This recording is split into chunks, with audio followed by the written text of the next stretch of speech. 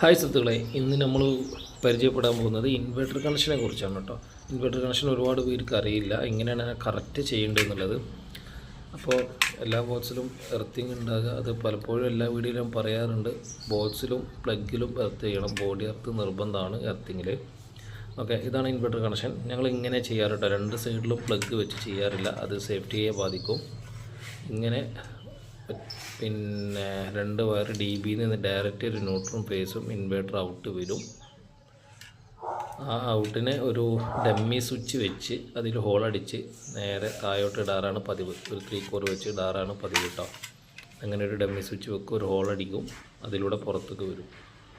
അപ്പോൾ ഇങ്ങനെ ആകുമ്പോൾ എന്താ വെച്ചാൽ പ്ലഗ് നമ്മൾ ഇൻവേർട്ടറിൻ്റെ ബാക്ക് സൈഡിൽ നിന്ന് ഊരി വന്നാലും അതിൽ ഷോക്ക് ഏൽക്കാനുള്ള സാധ്യത ഇല്ല. സാധ്യത നല്ല ഒട്ടുമില്ല, 100% ഷോക്ക് ഏൽക്കില്ല, കാരണം അതിൽ കറണ്ട് ഉണ്ടാവില്ല. ഓക്കെ, പിന്നെ ബൈപ്പാസ് ചെയ്യണമെങ്കിൽ ഈ പ്ലഗിനെ AC പ്ലഗിലേക്ക് ഡയറക്റ്റ് കുത്തി കൊടുത്താൽ ബൈപ്പാസ് ചെയ്യാനും കഴിയും.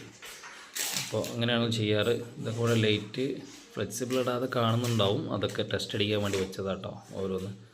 ബാക്കിയൊക്കെ ഫിനിഷ് ചെയ്ത് വെച്ചിട്ടുണ്ട്. എല്ലാ ബോക്സിൻ്റെയും വൃത്തി നോക്കണം, നല്ല വൃത്തിയിൽ മെയിൻറ്റെയിൻ ചെയ്ത് വെച്ചിട്ടുണ്ട്. ഇതാണ് അതിൻ്റെ കണക്ഷൻ. ന്യൂട്രൽ ബാർ നിലവിൽ കിട്ടാത്തതുകൊണ്ട് ന്യൂട്രലുകളെല്ലാം LCBയിലാണ് ചെയ്തിട്ടുള്ളത്. അതിന് മാത്രം ന്യൂട്രലില്ല. ചെറിയൊരു വീടാണ്, ഒരു 2 റൂമും ഒരു ഹാളും ഉള്ളൂ. ബാക്കി 3 MCB ഉണ്ട്. പിന്നെ ഇപ്പുറത്ത് വന്നാൽ ഇത് ഇൻവെർട്ടർ സെക്ഷനും ഇത് KCB സെക്ഷനും. ഇതിൽ ബാക്കിയെല്ലാം MCBയും കൊടുത്തിട്ടുണ്ട്. ഇങ്ങനെയാണ് ഞങ്ങൾ ചെയ്യാറൊക്കെ, സെപ്പറേറ്റ് ആയിരിക്കും. അതുപോലെ തന്നെ സെപ്പറേറ്റ് ന്യൂട്രൽ വേണമെന്നുള്ളൂ ഇങ്ങനെ ചെയ്യുന്നതിന്, അതൊന്ന് ശ്രദ്ധിച്ചാൽ മതി.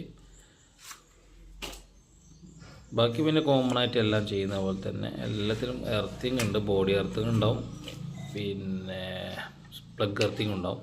പിന്നെ എല്ലാവരും പറയുന്നുണ്ട് കളർ കോഡ് ചെയ്യാൻ. എൻ്റെ പ്രിയ സുഹൃത്തുക്കൾ മനസ്സിലാക്കണം, കളർ കോഡ് ചെയ്യണമെങ്കിൽ ഒരുപാട് വയർ വേണം.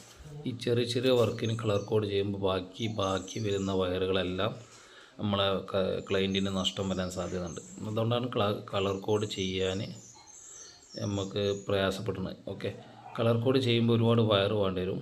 അപ്പോൾ ചെറിയ വീടുകൾക്കൊന്നും കളർ കോഡിൻ്റെ ആവശ്യമില്ല, വലിയ പ്രോജക്റ്റുകൾക്കാണ് കളർ കോഡ് ഇട്ട് ചെയ്യേണ്ട ആവശ്യം. ഇനി എന്തെങ്കിലും കാരണവശാൽ നമുക്ക് അത് അറിയണമെന്നുണ്ടെങ്കിൽ ഫെറൂൾ വാങ്ങി ചെയ്താൽ മതി. പിന്നെ ഈ സീലിങ്ങിൽ നിങ്ങൾ ശ്രദ്ധിച്ചാൽ കണ്ടോ, 1 വാട്ടിൻ്റെ LED ആണ് ഞാൻ ഇട്ടിട്ടുള്ളത്. സാധാരണ എല്ലാവരും JB LED ആണ് ചെയ്യാറ്, പക്ഷേ 1 വാട്ടിൻ്റെ LED ചെയ്തിട്ടുള്ളത്.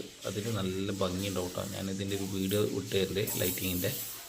ഓക്കെ, ഇത്ര തന്നെ എന്നുള്ള കാര്യങ്ങൾ, അതിൻ്റെ ഒരു ഭംഗിയുണ്ട്. ആ ഭംഗി ഞാൻ കാണിച്ചിട്ടുണ്ട് ലാസ്റ്റ് 1 വാട്ട് ചെയ്താലുള്ളത്.